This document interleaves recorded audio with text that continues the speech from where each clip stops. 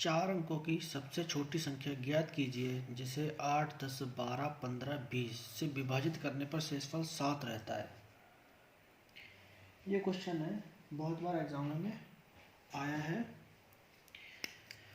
तो इस क्वेश्चन को हम कैसे सॉल्व करेंगे, आइए यहाँ पे हम देखते हैं। तो 8, 10, 12, 15, 20 से विभाजित होने पर अगर कोई संख्या इनसे विभाजित होगी तो हमें सबसे पहले इनका एलसीएम लेना पड़ेगा। एलसीएम अगर हम इनका लेंगे तो वैसे तो पहले हम बहुत एक लंबे तरीके से एलसीएम निकालते थे, लेकिन अगर एग्ज़ाम में हम उस तरीके से एलसीएम निकालेंगे तो हम सॉल्व नहीं कर पाएंगे। प्रैक्टिस करते करते आपको आ जाना चाहिए कि इनका एलसीएम एक तरीके से क्या होगा। तो अब मैं एलसीएम निकालने की आपको एक शॉर्ट ट्रिक बता रहा हूँ, जिसको ध्यान से का देखिएगा। जैसे पहली संख्या है हमारी 8, तो अगर इसके हम अभाज्य गुणनखंड करेंगे तो हमारा अभाज्य गुणनखंड बनेंगे 2 गुणा 2 गुणा 2, यानी इसके अभाज्य गुणनखंड होंगे हमारे 2 की पावर 3।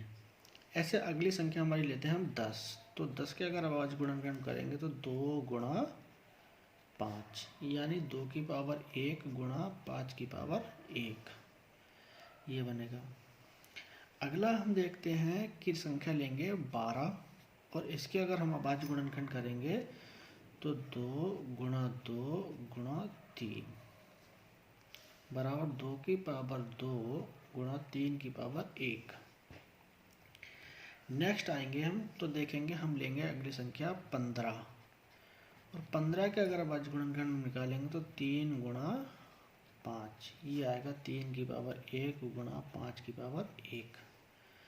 ऐसे हम 20 का निकालेंगे तो 20 को अगर हम करेंगे तो 2 गुणा 2 गुणा 5, यानी 2 की पावर 2 गुणा 5 की पावर 1। अब हमारे पास में नंबर आ रहे हैं 2, 5, 3, तो इनमें जो सबसे बड़ी पावर होगी हम उसको कंसीडर करेंगे। सबसे बड़ी पावर अगर हम 2 की देखें तो यहाँ पे 3 है, तो हम लिखेंगे यहाँ पे 2 की पावर 3 गुणा। अब हमें इसमें से 2 कोई भी संख्या नहीं लेनी है। ये शॉर्ट तरीका, शॉर्ट से शॉर्ट मेथड है हमें एलसीएम निकालने का। अब हम 2 के बाद देखते हैं 3, तो 3 की कम से कम और ज़्यादा से ज़्यादा पावर क्या है, तो कम से कम 1 और ज़्यादा से ज़्यादा भी 1 है, तो ज़्यादा से ज़्यादा पावर ही हमेशा हम लेते हैं। तो 3 की पावर 1, तो हम लिखेंगे 3 की पावर 1। ऐसे हम फिर मल्टीप्लाई करेंगे और फिर 5 की पावर देखेंगे, तो 5 की पावर भी हमारा 1 ही मैक्सिमम है, तो ऐसे हम लिखेंगे 5 की पावर 1। तो अब आइए हम इनको क्या करेंगे, अगर 2 की पावर 3 की हम बात करेंगे तो ये होता है हमारा 8 गुणा 3 गुणा 5,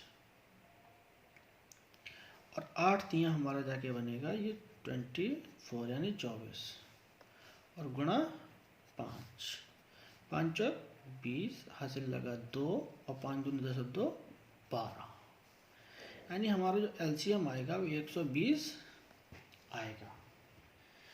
अब हमें एलसीएम तो पता लग गया। अब हमसे क्वेश्चन में क्या पूछा गया, पहले हम सबसे पहले एलसीएम ही फाइंड करेंगे। अब इनमें से वो संख्या हमें देखनी है जो 120 से डिवाइड हो जाए, क्योंकि इनका एलसीएम जो हमारा आया वो 120 आया है।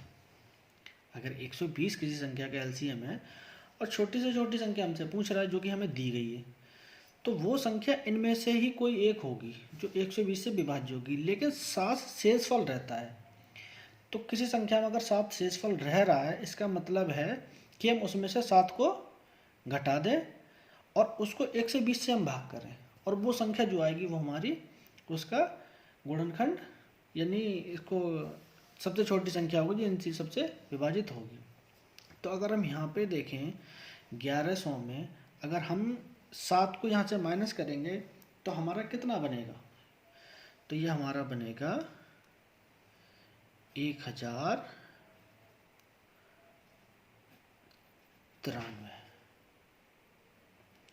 और 1073 में से अगर हम 7 को माइनस करेंगे तो हमारा जाके बनेगा 1073 और 7,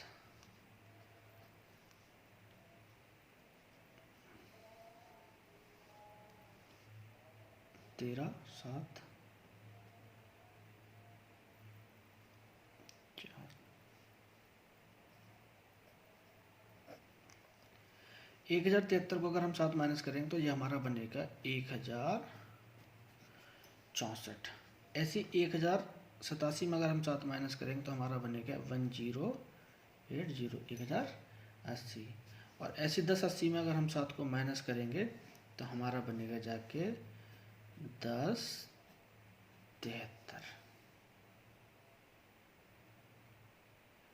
अब इन संख्याओं में देखें हम 120 से कौन सी हमारी विभाज्य हो जाएगी। तो देखिए इसके लास्ट में अब ऐसे लिख लेते हैं हम, अगर आपको वैसे नहीं आता तो जैसे देखिएगा 1093 डिवाइडेड बाई 120, ये हमारी 120 से नहीं कटेगी, जिसका मतलब ऑप्शन ए हमारा कैंसिल हो गया। ऐसे हमारा 1064 क्या 120 से हमारी डिवाइड हो जाएगी ये? तो अब हम क्या करेंगे, 1064 को अगर हम 20 से डिवाइड करेंगे तो ये भी हमारी ऐसे डिवाइड नहीं होगी। तो जो 1020 से हमारी जो 120 से हमारी जो संख्या डिवाइड होगी वो होगी 1080। तो जो ऑप्शन हमारा जो सी होगा वो सी ऑप्शन हमारा होगा करेक्ट, और यही हमसे ऑप्शन पूछा गया है। Thank you.